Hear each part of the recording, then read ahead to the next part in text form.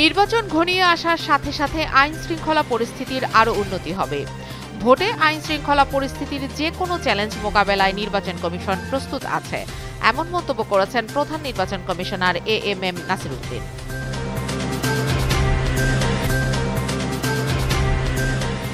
ঢাকা বিশ্ববিদ্যালয়ের আবাসিক হলগুলোতে ছাত্র রাজনীতি নিষিদ্ধ ঘোষণা করেছে বিশ্ববিদ্যালয়ের উপাচার্য অধ্যাপক নিয়াজ আহমেদ খান।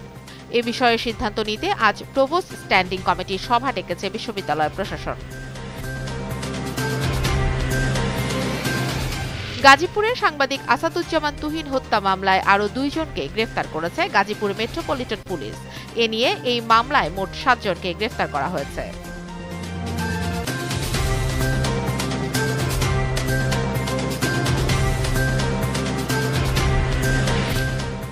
রাশিয়ার প্রেসিডেন্ট ভ্লাদিমির পুতিনের সঙ্গে মার্কিন প্রেসিডেন্ট ডোনাল্ড ট্রাম্পের বহুল প্রতীক্ষিত বৈঠক অনুষ্ঠিত হবে আগামী 15 আগস্ট।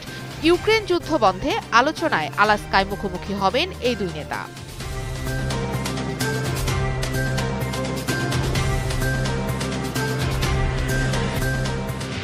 চীনের দক্ষিণাঞ্চলীয় 2 প্রদেশ গাংসু ও গুয়াংজংয়ে প্রবল বর্ষণের ফলে সৃষ্ট হরপ্পা বান ও ভূমিধসে 17 জন নিহত হয়েছেন। এখনও নিখোঁজ রয়েছেন কমপক্ষে 33 জন। এক প্রতিবেদনে এ তথ্য জানিয়েছে চীনের রাষ্ট্রায়ত্ত সংবাদ মাধ্যম সিনহুয়া।